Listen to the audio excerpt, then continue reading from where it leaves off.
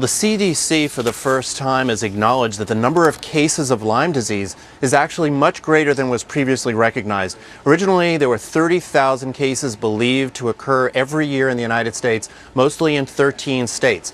Current estimates right now by the CDC is that there are over 300,000 cases of Lyme disease, and that number may actually change as more data comes in. What people need to recognize is that Lyme disease has a very specific set of symptoms, although sometimes it can lay silent or dormant for a period of time.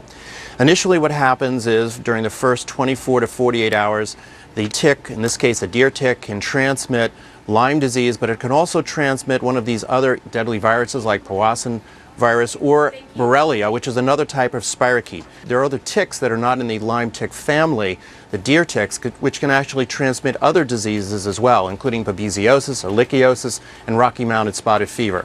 So people should be aware of a number of different symptoms. For instance, if they experience any kind of flu-like symptoms or severe fever, chills during the summer, that can be an early indication that Lyme disease is present. If one of these other viruses, for instance the Powassan virus, which can be transmitted within 15 minutes, is present, those symptoms can be correlated only through a spinal tap, and it's a very serious condition which doctors and neurologists need to be aware of. These other tick-borne illnesses may have similar symptoms, but they may only include things like fatigue and some migraine or headache symptoms. So there are a wide variety of things that people need to be aware of, particularly in the summer months, and there are a number of different precautions people need to take in order to prevent this condition. If you can get a doctor to remove the tick within that specified period of time, generally, we're finding that these conditions can be transmitted very quickly. In the case of Lyme disease, as I mentioned, 24 to 48 hours.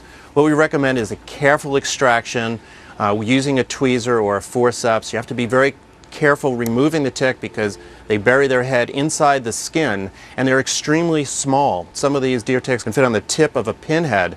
So you need to be very careful, use a magnifying glass to spot it, put your forceps carefully around that tick, pull gently, and allow the skin actually to tether a little bit until the tick releases itself from your skin. It's important from that point on to apply some betadine or alcohol to the area to take that tick, remove it, place it in a safe environment, in the trash or down the sink or in the bathroom. And make sure that if you've come in contact with it, that you carefully wash your hands afterwards as well.